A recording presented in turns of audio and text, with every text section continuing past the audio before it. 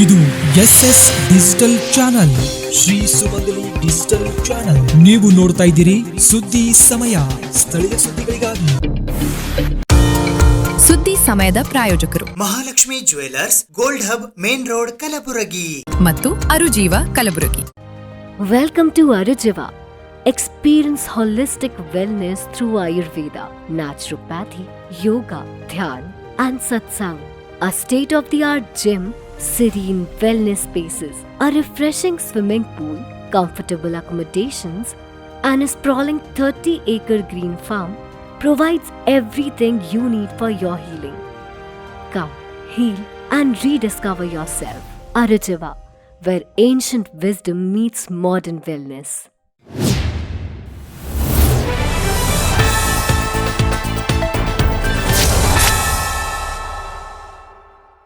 ಸುದ್ದಿ ಸಮಯಕ್ಕೆ ಸ್ವಾಗತ. ನಾನು RJ ಮಂಜು ಹಿರೋಳಿ. ಕಲಬುರಗಿ ನಗರದ ಹಳೆ ಜೇವರ್ಗಿ ರಸ್ತೆಯ KHB ಕಾಲೋನಿಯಲ್ಲಿ ಇರುವ ಡಾಕ್ಟರ್ BR ಅಂಬೇಡ್ಕರ್ ಗಾರ್ಡನ್ನಲ್ಲಿ ಸಂವಿಧಾನ ಶಿಲ್ಪಿ ಬೋಧಿಸತ್ವ ಡಾಕ್ಟರ್ BR ಅಂಬೇಡ್ಕರ್ ಅವರ 135ನೇ ಜಯಂತ್ಯೋತ್ಸವವನ್ನು ಆಚರಿಸಲಾಯಿತು. ಸಂವಿಧಾನ ಶಿಲ್ಪಿ ಬೋಧಿಸತ್ವ ಡಾಕ್ಟರ್ BR ಅಂಬೇಡ್ಕರ್ ಅವರ 135ನೇ ಜಯಂತ್ಯೋತ್ಸವ ಕಾರ್ಯಕ್ರಮವು ದಿನಾಂಕ 3 ಮೇ 2026ರಂದು ಸಾಯಂಕಾಲ 5 ಗಂಟೆಗೆ ಕಲಬುರಗಿ ನಗರದ ಹಳೆ ಜೇವರ್ಗಿ ರಸ್ತೆಯ KHB ಕಾಲೋನಿಯಲ್ಲಿ ಇರುವ ಡಾಕ್ಟರ್ BR ಅಂಬೇಡ್ಕರ್ ಗಾರ್ಡನ್ ನಲ್ಲಿ ಜರುಗಿತು.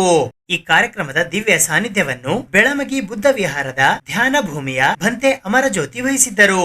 ಉದ್ಘಾಟಕರಾಗಿ ಕಲಬುರಗಿ ದಕ್ಷಿಣ ಮತಕ್ಷೇತ್ರದ ಶಾಸಕರಾದ ಅಲ್ಲಮಪ್ರಭು ಪಾಟೀಲ್ ಆಗಮಿಸಿದ್ದರು. ಅಧ್ಯಕ್ಷತೆಯನ್ನು ಡಾಕ್ಟರ್ BR ಅಂಬೇಡ್ಕರ್ ಜಯಂತ್ಯೋತ್ಸವ ಸಮಿತಿ KHB ಕಾಲೋನಿ ಕಲಬುರಗಿ ಅಧ್ಯಕ್ಷರಾದ ವಿಜಯಕುಮಾರ್ ಕಟ್ಟಿಮನಿ ವಹಿಸಿದ್ದರು. ಮುಖ್ಯ ಅತಿಥಿಗಳಾಗಿ ಕಲಬುರಗಿ ಮಹಾನಗರ ಪಾಲಿಕೆಯ ಸದಸ್ಯರಾದ ನಿಂಗಮ್ಮ ಕಟ್ಟಿಮನಿ, ಕಲಬುರಗಿಯ ಗುತ್ತಿಗೆದಾರರಾದ ಸುರೇಶ್ ಗೌರೆ, KHB ಕಾಲೋನಿಯ ಬನ್ನಿ ಬಸವ ಸಮಿತಿಯ ಅಧ್ಯಕ್ಷರಾದ ಬಸವರಾಜ್ ಪಾಟೀಲ್, KHB ಕಾಲೋನಿಯ ಯುವ ಮುಖಂಡರಾದ ರಜನಿಕಾಂತ್ ಭಂಟಿ ಆಗಮಿಸಿದ್ದರು. ಕಲಬುರಗಿಯ ನಿವೃತ್ತ ಮುಖ್ಯ ಶಿಕ್ಷಕರಾದ SR ಕಟ್ಟಿಮನಿ ನಿರೂಪಣೆ ಮಾಡಿದರು. ಕಲಬುರಗಿಯ ನ್ಯಾಯವಾದಿಗಳಾದ SS ಧನ್ನಿ ಸ್ವಾಗತ ಭಾಷಣ ಮಾಡಿದರು. ಜಯಂತ್ಯೋತ್ಸವದ ಪದಾಧಿಕಾರಿಗಳಾದ ಮೋಹನ್ ರಾಜ್ ಜಿ ಮೈತ್ರಿ ವಂದನಾರ್ಪಣೆ ಮಾಡಿದರು.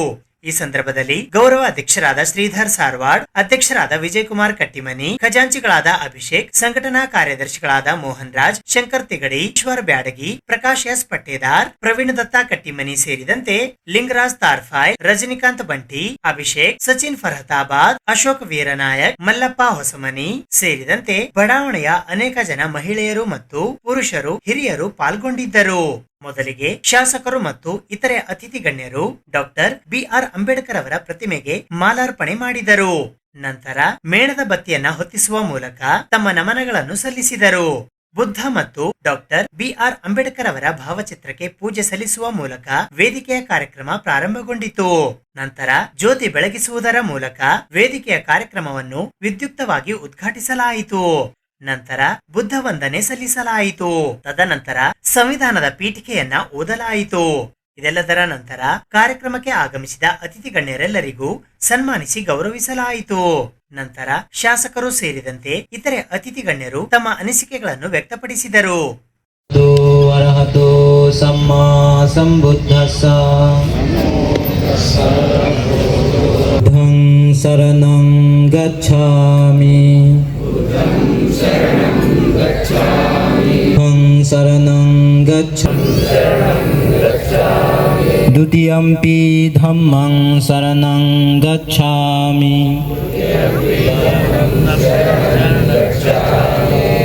ಇವರು ಬಹಳ ಚೆನ್ನಾಗಿ 5 ಪ್ರಮುಖವಾಗಿರ್ತಕ್ಕಂಥ ವಿಷಯಗಳ ಬಗ್ಗೆ ನಮಗೆ ತಿಳಿಸಿ ಹೇಳಿದ್ದಾರೆ. ಮತ್ತು ಮನುಷ್ಯನಿಗೆ ಡಾಕ್ಟರ್ ಬಾಬಾ ಸಾಹೇಬ್ ಅಂಬೇಡ್ಕರ್ ಬಂದ ಮೇಲೆ ಬುದ್ಧನ ಕಾಲದಿಂದಲೂ ಕೂಡ ಸಾಕಷ್ಟು ಪ್ರಯತ್ನ ಮಾಡಿದ್ರು. ಈ ಸಮಾಜದಲ್ಲಿ ಇರ್ತಕ್ಕಂಥವ್ರು ಮನುಷ್ಯರಂತೆ ತಿಳ್ಕೊಳ್ಳಿಲ್ಲ. ತದನಂತರ 12ನೇ ಶತಮಾನದಲ್ಲಿ ಬಂದಿರತಕ್ಕಂಥ ಬಸವಾದಿ ಶರಣರು ಅಲ್ಲಂಪ್ರಭುವಿನ ಅಧ್ಯಕ್ಷತೆಯಲ್ಲಿ ಅನುಭವ ಮಂಟಪದಲ್ಲಿ ಪುಲುಕೊಬ್ಬರು ಸೇರಿ ಎಲ್ಲರೂ ಈ ಜಾತೀಯತೆ ಹೋಗಬೇಕು, ಅಸ್ಪೃಶ್ಯತೆ ಹೋಗಬೇಕು, ಸಮಾನತೆ ಬರಬೇಕು, ಸಮಾಜ ಆಗಬೇಕು, ಎಲ್ಲರಿಗೂ ಅಧಿಕಾರ ಸಿಗಬೇಕು, ಸ್ತ್ರೀ ಸಮಾನತೆ ಬರಬೇಕಂತ ಹೇಳಿದ್ರು ಕೂಡ ಅದನ್ನು ಕೂಡ ಈ ಸಮಾಜದಲ್ಲಿ ಇರ್ತಕ್ಕಂಥ ಹೇಳಿದವರನ್ನೇ ಓಡಿಸಿದರು ಹೊರತು ಅದನ್ನು ಜಾರಿಗೆ ತರ್ತಕ್ಕಂಥ ಪ್ರಯತ್ನ ಆಗಲಿಲ್ಲ. ಯಾವಾಗ ಈ ದೇಶಕ್ಕೆ ಸ್ವತಂತ್ರ ಬಂತು, ಬಂದ ನಂತರ ಡಾಕ್ಟರ್ ಬಾಬಾ ಸಾಹೇಬ್ ಅಂಬೇಡ್ಕರ್ ಅವರ ಕೈಯಲ್ಲಿ ಈ ದೇಶದ ಸಂವಿಧಾನವನ್ನು ಬರಿತಕ್ಕಂಥ ಕೆಲಸವನ್ನು ವಹಿಸಿದರು.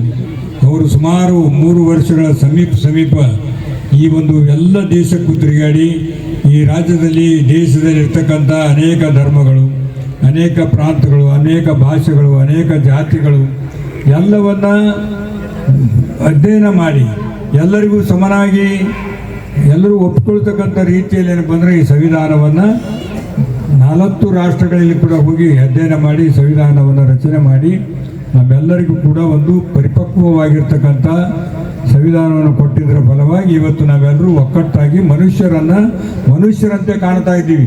ಅಲ್ಲಿವರೆಗೂ ಕೂಡ ಅಧಿಕಾರವನ್ನು ಉಪಯೋಗಿಸಿ ಸಂಸ್ಕಾರ ದಿನಾಂಕ 3/5/2026 ಕರ್ನಾಟಕ ಹೌಸಿಂಗ್ ಬೋರ್ಡ್ ಕಾಲನಿಯ ಹಳೆ ಜವರಿಗೆ ರಸ್ತೆಯಲ್ಲಿ ನಾವು ಡಾಕ್ಟರ್ ಬಾಬಾ ಸಾಹೇಬ್ ಅಂಬೇಡ್ಕರ್ ಅವರ 135ನೆಯ ಜಯಂತಿಯ ಉತ್ಸವವಾಗಿ ಇವತ್ತಿನ ದಿವಸ ಕಾರ್ಯಕ್ರಮವನ್ನು ಹಮ್ಮಿಕೊಂಡಿದ್ದೇವೆ.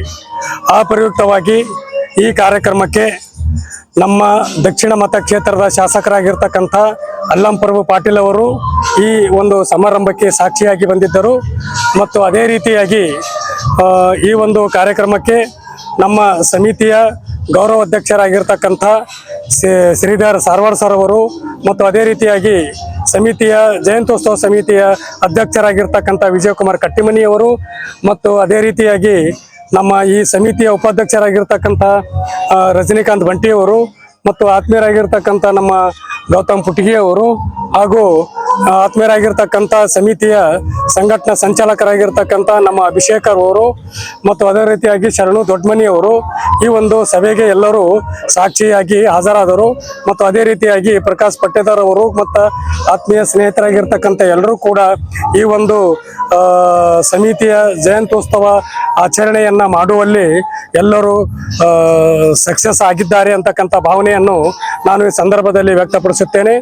ಅದೇ ರೀತಿಯಾಗಿ ನಮ್ಮ ಸಮಿತಿಯ ಎಲ್ಲ ಸದಸ್ಯರಿಗೂ ಮತ್ತು ಶರಣು ದೊಡ್ಡಮನಿ ಆಗಿರಲಿ ಮತ್ತು ಶಾಸ್ತ್ರಿಯವರಾಗಿರಲಿ, ಅದೇ ರೀತಿಯಾಗಿ ತಿಗಡಿಯವರಾಗಿರಲಿ ಮತ್ತು ಬ್ಯಾಡಿಗೆಯವರಾಗಿರಲಿ ಎಲ್ಲರೂ ಕೂಡ ಏನದ ಅಂತಂದ್ರೆ ಈ ಒಂದು ಜಯಂತ್ಯೋತ್ಸವ ಸಮಿತಿಗೆ ಸಾಕ್ಷಿಯಾಗಿ ಒಂದು ಈ ಉತ್ಸವವನ್ನು ಆಗಲಿಕ್ಕೆ ಕಾರಣ ಆಗಿರ್ತಕ್ಕಂಥ ನಮ್ಮ ಸಮಿತಿಯ ಸದಸ್ಯರಿಗೂ ಹಾಗೂ ಈ ಒಂದು ಸಭೆಗೆ ಆಗಮಿಸಿರ್ತಕ್ಕಂಥ ದಕ್ಷಿಣ ಮತಕ್ಷೇತ್ರದ ಜನಪ್ರಿಯ ನಾಯಕರಾಗಿರ್ತಕ್ಕಂಥ ಅಲ್ಲಮ್ಮ ಪಾಟೀಲ್ ಅವರಿಗೂ ಕೂಡ ಮತ್ತು ಎಲ್ಲರಿಗೂ ಜೈ ಭೀಮ್.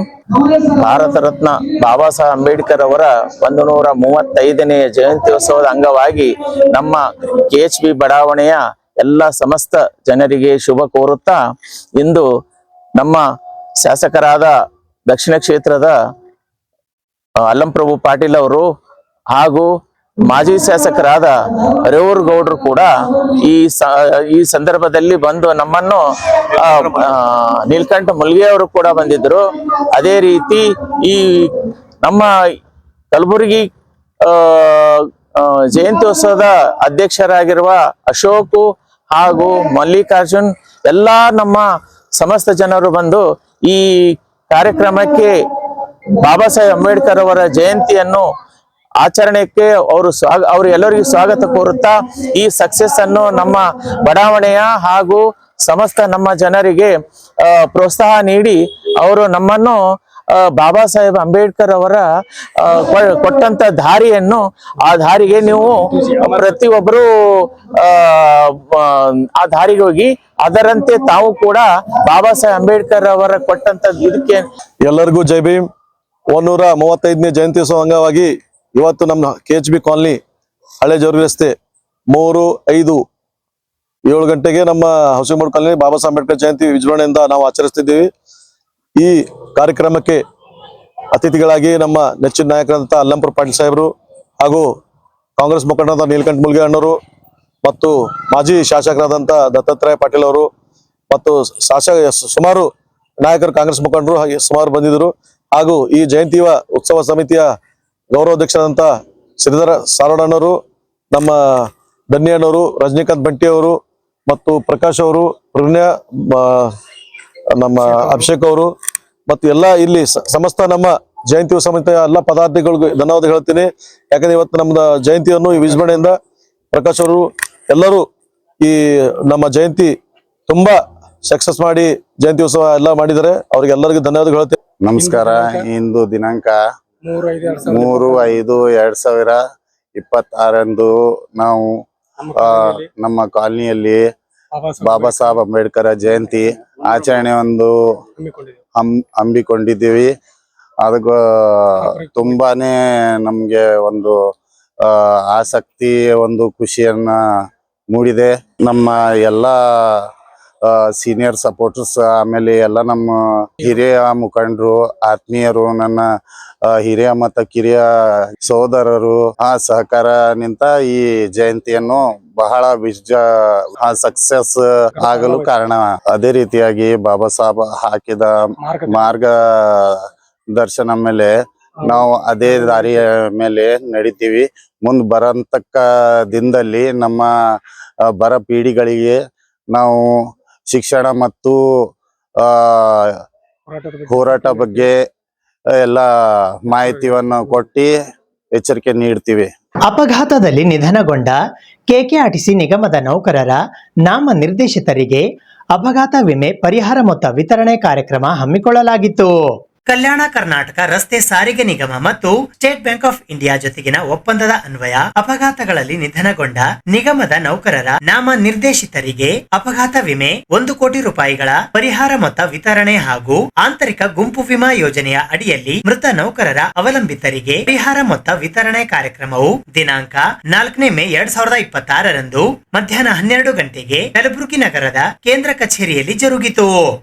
ಈ 10 ಲಕ್ಷದ ಪರಿಹಾರ ಕೂಡ ಈಗಾಗಲೇ ಚೆಕ್ ಮುಖಾಂತರ ನಾವು ನೀಡ್ತಾ ಇದ್ದು, ಇನ್ನೂ ಕೆಲವು ಪ್ರಕರಣಗಳು 10 ಲಕ್ಷದಲ್ಲಿದ್ದು ಅವು ಕೂಡ ಪೂರ್ತಿಗೊಳಿಸಿ, ಅಂದರೆ ಅವರಿಗೆ ಸಂಬಂಧಪಟ್ಟಂಥ ಡಾಕ್ಯುಮೆಂಟ್ಸನ್ನು ಅವರು ನೀಡಲಿದ್ದು, ಮತ್ತು 12.5 ಲಕ್ಷ ಇರುವಂಥ ಪ್ರಕರಣಗಳಿದ್ದು, ಮತ್ತು ಈಗಾಗಲೇ ಒಂದು ದೊಡ್ಡದಾದ ಮೊತ್ತ ಇವತ್ತು 1 ಕೋಟಿ ಏನು ನಾವು ಇವತ್ತು 2 ಚೆಕ್ಕನ್ನು ನಮ್ಮ ಸಂಸ್ಥೆಯ MD ಮೇಡಮ್ ಅವರಾಗಲಿ, ನಾನಾಗಲಿ ಮತ್ತು ಎಲ್ಲ ಹಿರಿಯ ಅಧಿಕಾರಿಗಳು ಭಾಳ ನಮ್ಮ ಬ್ಯಾಂಕಿನರ ಜೊತೆ ನಿರಂತರ ಸಂಪರ್ಕ ಹೊಂದಿ ಈ ಒಂದು ದೊಡ್ಡದಾದ ಮೊತ್ತವನ್ನು ನಮ್ಮ ಸಂಬಂಧಪಟ್ಟಂಥ ಪರಿವಾರದವರಿಗೆ ಏನು ಇವತ್ತು ಚೆಕ್ ನೀಡಿದ್ದೀವಿ. ಈ ಹಣ ಚೆಕ್ಕನ್ನು ಕೊಟ್ಟಿದ್ದು, ದುಡ್ಡು ಕೊಟ್ಟಿದ್ದು ಮಹತ್ವ ಅಲ್ಲ, ಆ ಪರಿವಾರದವರಿಗೆ ಒಂದು ಮುಂದಿನ ಜೀವನ ಉಪಯೋಗಕ್ಕೆ ಅವರ ಮಕ್ಕಳಾಗಲಿ, ಅವರ ಧರ್ಮಪತ್ನಿಯವರಾಗಲಿ, ಅವರ ತಂದೆ ತಾಯಿಯವರಾಗಲಿ ಒಂದು ಒಳ್ಳೆಯದು ಆಗಲಿ, ಸಂಸ್ಥೆಯಿಂದ ಒಳ್ಳೆಯದಾಗಲಿ, ಅವ್ರು ಕಾರ್ಯನಿರ್ವಹಿಸೋ ಟೈಮಿಗೆ ಏನು ಸಡನ್ ಆಗಿ ಆಕ್ಸಿಡೆಂಟ್ ಆಗಿ ಏನೋ ತೀರ್ಕೊಂಡು ಇರ್ತಾರೆ, ಮೃತು ಹೊಂದಿರ್ತಾರೆ, ಅಂಥವರಿಗೆ 1 ಕೋಟಿ ಮೊದಲು ಮುಂಚೆ ಬ್ಯಾಂಕಿನ ಜೊತೆ 50 ಲಕ್ಷ ಒಡಂಬಡಿಕೆ ಇದ್ದು ಅದು ಮತ್ತೆ ಅವ್ರ ಜೊತೆ ನಿರಂತರವಾಗಿ ಸಂಪರ್ಕಿಸಿ 1 ಕೋಟಿಗೆ ಮಾಡಿದ್ದು. ಇದು ಎಲ್ಲರಿಗೂ ಒಂದು ಸಂತೋಷ ವಿಷಯ. ಯಾಕಂದರೆ ನಾವು ಕಳ್ಕೊಂಡಿರ್ತೀವಿ ನಮ್ಮ ಏನು ದುಡಿಯಂಥ ನಮ್ಮ ಪರಿವಾರದಲ್ಲಿ ಕೆಲಸ ಮಾಡುವಂಥ ಏನು ಮುಖ್ಯಸ್ಥರಿಗೆ ಕಳ್ಕೊಂಡು ನೋವು ಇರುತ್ತೆ. ಆದರೂ ಅದ್ರ ಜೊತೆಗೆ ಮುಂದಿನ ಭವಿಷ್ಯಕ್ಕೆ ಪರಿವಾರಕ್ಕೆ 1 ಕೋಟಿ ಒಂದು ಒಳ್ಳೆಯ ಮೊತ್ತ ಅಂತ ನಾವು ಹೇಳ್ಬೋದು. ಮುಂದಿನ ಅವರ ಮಕ್ಕಳ ಭವಿಷ್ಯಕ್ಕೆ, ಅವರ ಪರಿವಾರಕ್ಕೆ ಒಂದು ಒಳ್ಳೆಯ ಮೊತ್ತ ಅಂತ ನಮಗೆ ಅನಿಸುತ್ತೇನಂತ ಈ ಸಂದರ್ಭದಲ್ಲಿ ಹೇಳಿ, ಮತ್ತು ಕೆಲಸದಲ್ಲಿ ಏನು ಅಕಾಲಿಕ ನಿಧನ ಹೊಂದಿರುವವರಿಗೆ ಏನು 12.5 ಲಕ್ಷ ಈಗಾಗಲೇ ಅವರ ಬಂದಂಥ ಪರಿವಾರ, ಧರ್ಮ ಪತ್ನಿಯವರು ಇರ್ಬೋದು ಮತ್ತು ತಮ್ಮ ಇರ್ಬೋದು, ಈ ರೀತಿ ನಾವಿವತ್ತು ಎಲ್ಲರ ನಮ್ಮ ಅಧಿಕಾರಿಗಳು ಹಾಗೂ MD ಮೇಡಮ್ ಅವರ ನೇತೃತ್ವದಲ್ಲಿ ಈಗಾಗಲೇ ನಾವು ಪರಿಹಾರ ವಿತರಣೆ ಮಾಡಿದ್ದು. ಇದು ಒಂದು ಏನು ಕಾಣಿಸುತ್ತೆ ಅಂತಂದರೆ ಒಂದು ನಮ್ಮ ಸಂಸ್ಥೆ ಮೇಲೆ ಒಂದು ಇನ್ನೂ ಹೆಚ್ಚಿನ ಒಂದು ನಂಬಿಕೆ. सो ये आपके बैंक की तरफ से एक छोटा सा सहयोग है, क्योंकि जो बड़ा लॉस हुआ उसको हम लोग पूरा नहीं कर सकते हैं, but SBI state bank of India जो आपका एक फाइनेंशियल सपोर्ट है सभी लोगों का, सारे स्टाफ्स का, सारे स्टेट का, सारे कंट्री का, एक उनकी तरफ से एक छोटा सपोर्ट है जो उनके परिवार को, उनके बच्चों के लिए ज़रूर उपयोगी रहेगा, ये हमारा मानना है. और आगे भी स्टेट बैंक ऑफ इंडिया आप लोगों के साथ कदम से कदम मिला के चलेगा. मेरा यही निवेदन रहेगा कि जो बाकी सभी लोग हैं जिन्होंने अपना अकाउंट नहीं ट्रांसफ़र करवाया है वो ज़रूर करवाएं, क्योंकि ये आपकी बैंक एक बहुत अच्छा स्कीम है. और ये एक लाइव एग्जांपल है कि हमने विदिन 1.5 मंथ्स इस क्लेम को सेटल किया है. और मैं पुनः अपने चेयरमैन पाटिल साहब का और मैडम का धन्यवाद देता हूँ उनका सपोर्ट के लिए। बहुत बहुत धन्यवाद। ನಿಗಮದ ವತಿಯಿಂದ ಹಮ್ಮಿಕೊಂಡಿರುವಂತಹ ಈ ಕಾರ್ಯಕ್ರಮದಲ್ಲಿ ನಿಗಮದಲ್ಲಿ ಕರ್ತವ್ಯ ನಿರತ ಅಥವಾ ವೈಯಕ್ತಿಕ ಅಪಘಾತದಲ್ಲಿ ನಿಧನ ಹೊಂದಿರುವಂತಹ ಕುಟುಂಬಗಳಿಗೆ ನಾವು ಆಂತರಿಕ ವಿಮಾ ಗುಂಪು ಯೋಜನೆಯಲ್ಲಿ ನಾವು ಅವರಿಗೆ 10 ಲಕ್ಷ ಮತ್ತು ಇತ್ತೀಚೆಗೆ ನಾವೇನು ಪರಿಷ್ಕೃತ ಮಾಡಿಕೊಂಡು 12.5 ಲಕ್ಷ ನೀಡ್ತಾ ಇದ್ದೀವಿ. ಅದರ ಜೊತೆಗೆ ನಾವು ಸುಮಾರು 2021ರಿಂದ ಮತ್ತೆ ಪರಿಷ್ಕರಿಸಿ ಕಳೆದ ವರ್ಷ ಜನವರಿಯಿಂದ ಸ್ಟೇಟ್ ಬ್ಯಾಂಕ್ ಆಫ್ ಇಂಡಿಯಾ ಅವರ ಜೊತೆಗೆ ಒಪ್ಪಂದ ಮಾಡಿಕೊಂಡಿರುವ ಪ್ರಕಾರ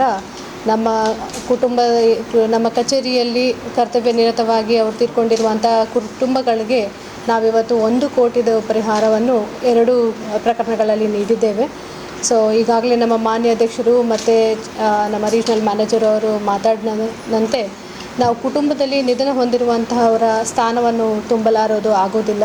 ಆದರೆ ಅವರ ಕುಟುಂಬಕ್ಕೆ ನೆರವಾಗಲಿ ಅಂತ ಸಂಸ್ಥೆ ವತಿಯಿಂದ ಹಾಗೂ ಅತಿ ಮುಖ್ಯವಾಗಿ ನಮ್ಮ SBI ಅವರ ವತಿಯಿಂದ ಕುಟುಂಬಕ್ಕೆ ನೆರವು ನೀಡುವಂತಹ ಒಂದು ಪ್ರಯತ್ನವನ್ನು ನಾವು ಮಾಡ್ತಾ ಇದ್ದೀವಿ. ಸೊ ಆ ಕುಟುಂಬಕ್ಕೆ ಇದು ಸದ್ಬಳಕೆ ಆಗುವಂಥ ಒಂದು ನೆರವು ಆಗಲಿ ಅಂತ ಅವರ ಮಕ್ಕಳ ವಿದ್ಯಾಭ್ಯಾಸಕ್ಕಾಗಲಿ ಅಥವಾ ಅವರ ಕುಟುಂಬ ನಡೆಸಲಿಕ್ಕಾಗಲಿ ಅಥವಾ ಅದು ಸಹಕಾರಿ ಆಗಲಿ ಅಂತ ನಾವು ಆಶಿಸುತ್ತೇವೆ. ಸೊ ಇದಕ್ಕೆ ಮುಖ್ಯವಾಗಿ ನಾವು ಸ್ಟೇಟ್ ಬ್ಯಾಂಕ್ ಆಫ್ ಇಂಡಿಯಾ ಅವರಿಗೆ ಹೃತ್ಪೂರ್ವಕವಾದ ಧನ್ಯವಾದಗಳನ್ನು ತಿಳಿಸುತ್ತೀವಿ. ಅದೇ ರೀತಿ ಅವರ ಸಹಕಾರ ಸತತ ನಮ್ಮ ನಿಗಮದೊಂದಿಗೆ ಇರಲಿ ಅಂತ ಕೋರುತ್ತೇವೆ. ದಿನಾಂಕ 1ನೇ ಜನವರಿ 2022ರಿಂದ 31ನೇ ಜನವರಿ 2026ರವರೆಗೆ ಸೇವಾ ಅವಧಿಯಲ್ಲಿ ನಿಧನಗೊಂಡ ನೌಕರರ ಅವಲಂಬಿತರಿಗೆ ಆಂತರಿಕ ಗುಂಪು ವಿಮಾ ಯೋಜನೆಯ ಅಡಿಯಲ್ಲಿ ತಲಾ 10 ಲಕ್ಷ ರೂಪಾಯಿಗಳಂತೆ ಒಟ್ಟು 380 ಪ್ರಕರಣಗಳಲ್ಲಿ ಈಗಾಗಲೇ 38 ಕೋಟಿ ರೂಪಾಯಿ ಮೊತ್ತದ ಪರಿಹಾರ ನೀಡಲಾಗಿದೆ.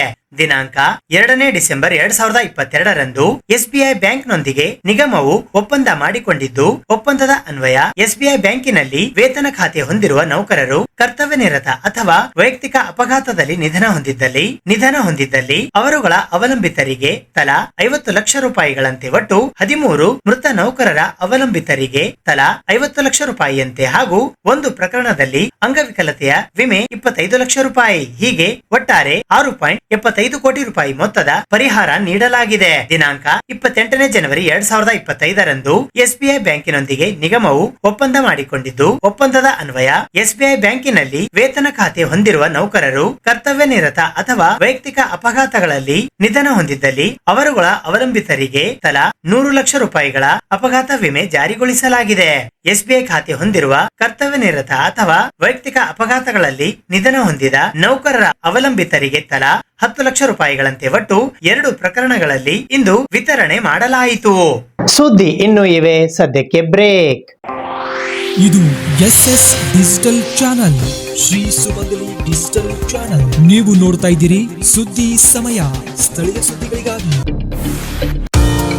ಸುದ್ದಿ ಸಮಯದ ಪ್ರಾಯೋಜಕರು Mahalakshmi jewellers, gold hub, main road, Kalaburagi ಮತ್ತು ಅರುಜೀವ Kalaburagi. Welcome to Arujiva. Experience holistic wellness through Ayurveda, naturopathy, yoga, dhyan, and satsang. A state-of-the-art gym, serene wellness spaces, a refreshing swimming pool, comfortable accommodations, and a sprawling 30-acre green farm provides everything you need for your healing. Come, heal, and rediscover yourself. Arujiva, where ancient wisdom meets modern wellness.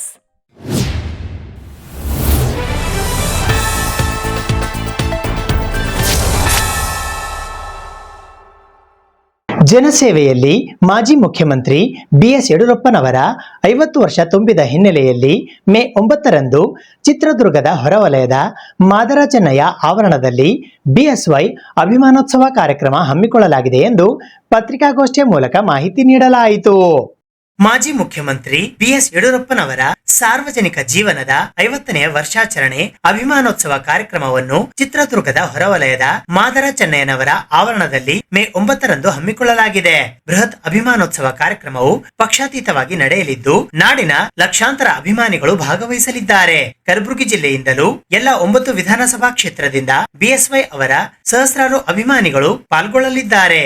Kalaburagi ಸೇರಿದಂತೆ ಕಲ್ಯಾಣ ಕರ್ನಾಟಕದ ಪ್ರಗತಿಗೆ ಬಹುದೊಡ್ಡ ಕೊಡುಗೆ ನೀಡಿರುವ BS Yediyurappa ಅವರನ್ನು ಅಭಿಮಾನದಿಂದ ಗೌರವಿಸುವುದು ನಮ್ಮೆಲ್ಲರ ಜವಾಬ್ದಾರಿಯಾಗಿದೆ. ಕಾರಣ, ಹೆಚ್ಚಿನ ಸಂಖ್ಯೆಯಲ್ಲಿ ಕಲಬುರಗಿ ಜಿಲ್ಲೆಯಿಂದಲೂ ಸಹಸ್ರಾರು ಸಂಖ್ಯೆಯಲ್ಲಿ ಭಾಗವಹಿಸಬೇಕು ಎಂದು ಪತ್ರಿಕಾಗೋಷ್ಠಿಯ ಮೂಲಕ ಇಂದು ಮನವಿ ಮಾಡಲಾಯಿತು. ಈ ಪತ್ರಿಕಾಗೋಷ್ಠಿಯಲ್ಲಿ ಬಿಜೆಪಿ ಗ್ರಾಮಾಂತರ ಜಿಲ್ಲಾಧ್ಯಕ್ಷರಾದ ಅಶೋಕ್ ಬಗಲಿ, ಮಾಜಿ ವಿಧಾನ ಪರಿಷತ್ತಿನ ಸದಸ್ಯರಾದ ಅಮರನಾಥ್ ಪಾಟೀಲ್, ಕಲಬುರಗಿ ಗ್ರಾಮೀಣ ಮತಕ್ಷೇತ್ರದ ಶಾಸಕರಾದ ಬಸವರಾಜ್ ಮತ್ತಿಮೂಡ್, ವಿಧಾನ ಪರಿಷತ್ತಿನ ಸದಸ್ಯರಾದ ಶಶಿಲ್ ಜಿ ನಮೋಶಿ, ಮಾಜಿ ಸಂಸದರಾದ ಡಾಕ್ಟರ್ ಉಮೇಶ್ ಜಾಧವ್, ಶಾಸಕರಾದ ಅವಿನಾಶ್ ಜಾಧವ್, ವಿಧಾನ ಪರಿಷತ್ತಿನ ಸದಸ್ಯರಾದ ಡಾಕ್ಟರ್ ಬಿಜಿ ಪಾಟೀಲ್, ಮಾಜಿ ಶಾಸಕರಾದ ದತ್ತಾತ್ರೇಯ ಸಿ ಪಾಟೀಲ್ ರೇವೂರ್, ಶರಣಪ್ಪ ತಳವಾರ್, ಅವಣ್ಣ ಮೇಕೇರಿ, ಹರ್ಷಾನಂದ ಗುತ್ತೇದಾರ್, ಬಾಬುರಾವ್ ಹಾಗರಗುಂಡಗಿ, ಶಿವರಾಜ್ ಪಾಟೀಲ್ ರದ್ದೇವಾಡಗಿ ಸೇರಿದಂತೆ ಇತರರು ಉಪಸ್ಥಿತರಿದ್ದರು. ಬರ್ತಕ್ಕಂಥ ಮೇ 9ನೇ ತಾರೀಕು ಸನ್ಮಾನ್ಯ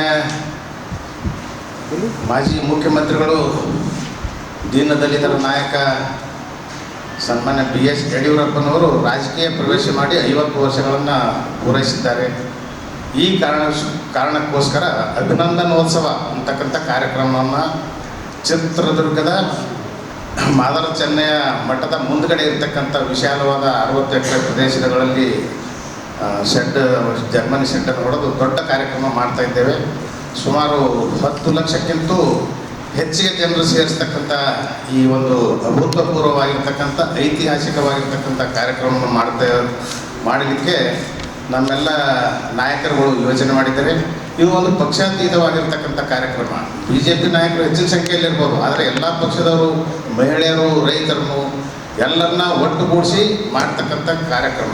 ಅವರ ಸಾರ್ವಜನಿಕ ಜೀವನದ 50ನೇ ವರ್ಷಾಚರಣೆ ಅಭಿಮಾನೋತ್ಸವ ಕಾರ್ಯಕ್ರಮವನ್ನು ಚಿತ್ರದುರ್ಗದ ಹೊರವಲಯದ ಮಾದರ ಚೆನ್ನಯ್ಯ ಅವರ ಆವರಣದಲ್ಲಿ ಮೇ 9ರಂದು ಹಮ್ಮಿಕೊಳ್ಳಲಾಗಿದೆ. ಬೃಹತ್ ಅಭಿಮಾನೋತ್ಸವ ಕಾರ್ಯಕ್ರಮವು ಪಕ್ಷಾತೀತವಾಗಿ ನಡೆಯಲಿದ್ದು ನಾಡಿನ ಲಕ್ಷಾಂತರ ಅಭಿಮಾನಿಗಳು ಭಾಗವಹಿಸಲಿದ್ದಾರೆ. ಕಲಬುರಗಿ ಜಿಲ್ಲೆಯಿಂದ ಎಲ್ಲ 9 ವಿಧಾನಸಭಾ ಕ್ಷೇತ್ರದಿಂದ BS ಅವರ ಸಹಸ್ರ ಅಭಿಮಾನಿಗಳು ಪಾಲ್ಗೊಳ್ಳಬೇಕೆಂದು ತಮ್ಮಲ್ಲಿ ಕೋರಿಕೊಳ್ಳುತ್ತೇನೆ. ಕಲಬುರಗಿ ಸೇರಿದಂತೆ ಕಲ್ಯಾಣ ಕನ್ನಡದ ಪ್ರಗತಿಗೆ ಬಹುದೊಡ್ಡ ಕೊಡುಗೆ ನೀಡಿರುವ BS ಯಡಿಯೂರಪ್ಪ ಸಾಹೇಬರವರನ್ನು ಅಭಿಮಾನದಿಂದ ಗೌರವಿಸುವುದು ನಮ್ಮೆಲ್ಲರ ಜವಾಬ್ದಾರಿ. ಹೆಚ್ಚಿನ ಸಂಖ್ಯೆಯಲ್ಲಿ ಕಲಬುರಗಿ ಜಿಲ್ಲೆಯಿಂದ ಸಹಸ್ರ ಅಭಿಮಾನಿಗಳು ಭಾಗವಹಿಸಬೇಕೆಂದು ಎಲ್ಲ ನಮ್ಮ 9 ವಿಧಾನಸಭಾ ಕ್ಷೇತ್ರದ ಅಲ್ಲಿದ್ದಂಥ ಶಾಸಕರು, ಮಾಜಿ ಶಾಸಕರು ಮತ್ತು ಎಲ್ಲ ಪಕ್ಷದ ಅಧ್ಯಕ್ಷರು, ಮಾಜಿ ಅಧ್ಯಕ್ಷರು ಎಲ್ಲರ ನೇತೃತ್ವದಲ್ಲಿ ಇದು ಆ ಪಕ್ಷ ಈ ಪಕ್ಷ ಪಕ್ಷೇತರವಾಗಿ ನಡೀತಕ್ಕಂಥ ಒಂದು ದೊಡ್ಡ ಕಾರ್ಯಕ್ರಮ. 8-10 ಲಕ್ಷ ಜನ ಸೇರಿಸ್ತಕ್ಕಂಥ ಒಂದು ಕಾರ್ಯಕ್ರಮ ಆಗಿದೆ. ಈ ಭಾಗಕ್ಕೆ, ಕಲ್ಯಾಣ ಕರ್ನಾಟಕ ಭಾಗಕ್ಕೆ BS ಯಡಿಯೂರಪ್ಪ ಮುಖ್ಯಮಂತ್ರಿ ಇದ್ದಂಥ ಸಮಯದಲ್ಲಿ ನಾವು ಏನು ಕೇಳಿದ್ದೀವಿ ಅಷ್ಟು ಅನುದಾನ ಕೊಡ್ತಕ್ಕಂಥ ಏಕೈಕ ಮುಖ್ಯಮಂತ್ರಿ ಯಾರಾದ್ರಿಂದ ಅದು BS ಯಡಿಯೂರಪ್ಪ ಸಾಹೇಬ್ ಅಂತಕ್ಕಂಥದ್ದು ನಾವು ಹೇಳಬೇಕಾಗ್ತದೆ. ಅದಕ್ಕೋಸ್ಕರ ಇವತ್ತು ಅವರು ನಡೀತಕ್ಕಂಥ 9ನೇ ತಾರೀಕಿಗೆ ಗೃಹ ಮಂತ್ರಿಗಳಂತ ಅಮಿತ್ ಶಾ ಜಿ ಅವರು ಬಂದು ಉದ್ಘಾಟಿಸಲಿದ್ದಾರೆ.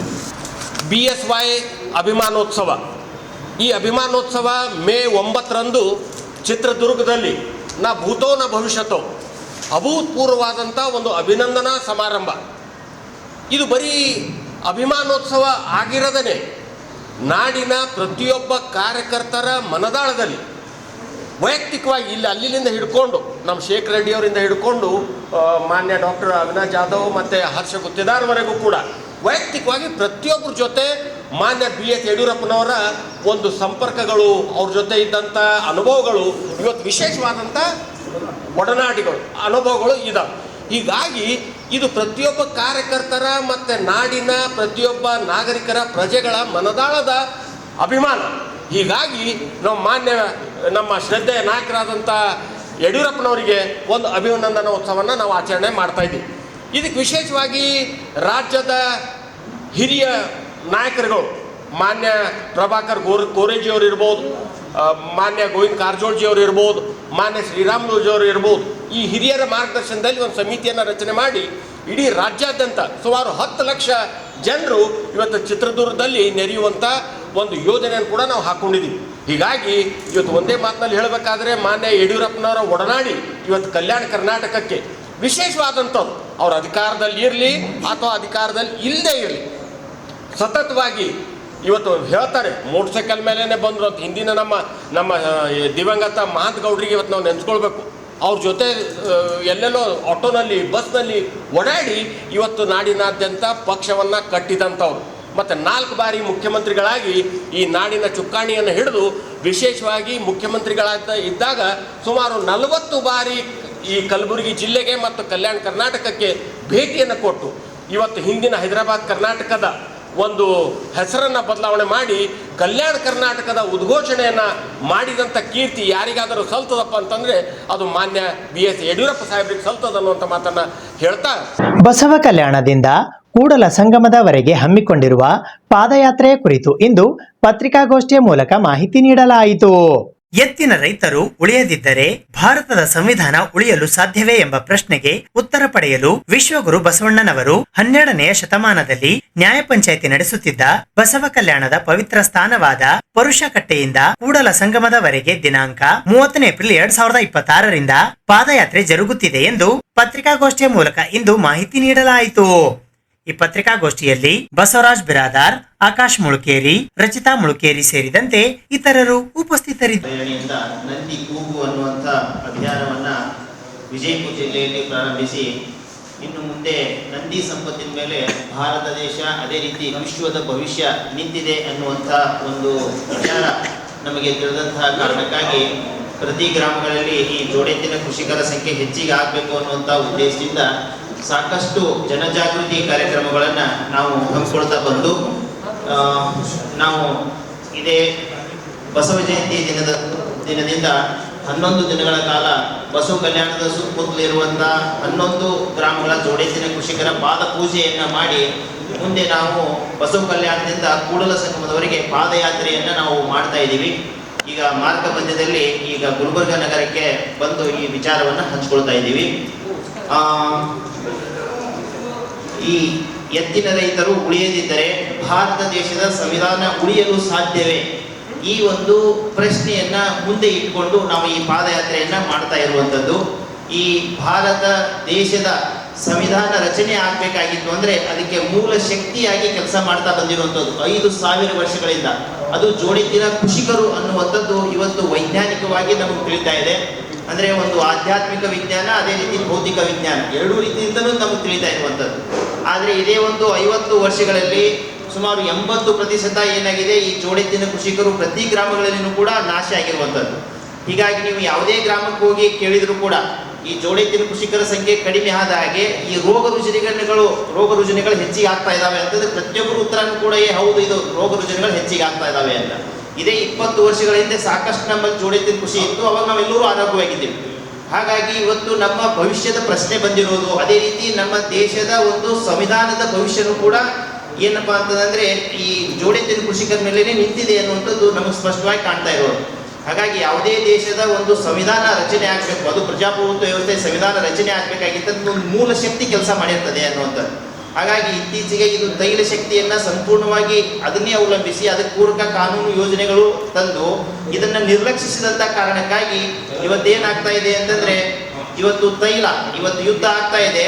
ಯುದ್ಧದಿಂದ ಏನಾದರೂ ತೈಲ ಬರೋದು ನಿಂತು ಅಂತಂದ್ರೆ ತಿಳ್ಕೊಳ್ರಿ, ಅವಾಗ ಏನಾಗ್ಬೋದು ಅನ್ನುವಂಥದ್ದು. ಅಥವಾ ಇದು ತೈಲ ಇರೋದನ್ನೇ 20 ವರ್ಷಗಳಿಗೆ ಮಾತ್ರ. ಹಾಗಾಗಿ ತೈಲ ನಿಂತ ಮೇಲೆ ನಮ್ಮ ಭಾರತ ದೇಶದ ಸಂವಿಧಾನದ ಭವಿಷ್ಯ ಏನಾಗ್ಬೋದು ಅನ್ನುವಂಥದ್ದು. ಹಾಗಾಗಿ ಈವಾಗಲೇ ನಾವೇನ್ ಮಾಡಬೇಕಾಗಿದೆ, ಇದ್ರ ಕುರಿತು ಚಿಂತನೆಯನ್ನ ಮಾಡಿ ಇದಕ್ಕೆ ಜೋಡೆತ್ತಿನ ಕೃಷಿಕರಿಗೆ ಪೂರಕವಾದಂತಹ ಒಂದು ವ್ಯವಸ್ಥೆಯನ್ನ ನಿರ್ಮಾಣ ಮಾಡಲೇಬೇಕಾಗಿದೆ ಅಂತ ಒಂದು ಅವಶ್ಯಕತೆ ಬಂದು ಒದಗಿದೆ. ಇದು ಇವತ್ತಿನ ಸುದ್ದಿ ಸಮಯ. ಸ್ಥಳೀಯ ಸುದ್ದಿಗಳಿಗಾಗಿ ನೋಡ್ತಾ ಇರಿ ಸುದ್ದಿ ಸಮಯ. ನಿಮ್ಮ ನೆಚ್ಚಿನ ಸುದ್ದಿ ಸಮಯವನ್ನು ಡೆನ್ ಸೆಟಾಪ್ ಬಾಕ್ಸ್ನ ಚಾನೆಲ್ ಸಂಖ್ಯೆ 746ರಲ್ಲಿ ಪ್ರತಿದಿನ ರಾತ್ರಿ 9 ಗಂಟೆಗೆ, ಮರುಪ್ರಸಾರ ರಾತ್ರಿ 10 ಗಂಟೆಗೆ ಮತ್ತು ಮರುದಿನ ಬೆಳಿಗ್ಗೆ 8 ಗಂಟೆ ಮತ್ತು 9 ಗಂಟೆಗೆ ವೀಕ್ಷಿಸಬಹುದು. ಇದು SS ಡಿಜಿಟಲ್ ಚಾನಲ್, ಶ್ರೀ ಸುಮಂಗಲಿ ಡಿಜಿಟಲ್ ಚಾನಲ್. ನೀವು ನೋಡ್ತಾ ಇದ್ದೀರಿ ಸುದ್ದಿ ಸಮಯ, ಸ್ಥಳೀಯ ಸುದ್ದಿಗಳಿಗಾಗಿ. ಸುದ್ದಿ ಸಮಯದ ಪ್ರಾಯೋಜಕರು Mahalakshmi jewellers, gold hub, main road, Kalaburagi ಮತ್ತು ಅರುಜೀವ Kalaburagi. Welcome to Arujiva. Experience holistic wellness through Ayurveda, naturopathy, yoga, dhyan, and satsang. A state-of-the-art gym, serene wellness spaces, a refreshing swimming pool, comfortable accommodations, and a sprawling 30-acre green farm provides everything you need for your healing. Come, heal, and rediscover yourself. Arujiva, where ancient wisdom meets modern wellness.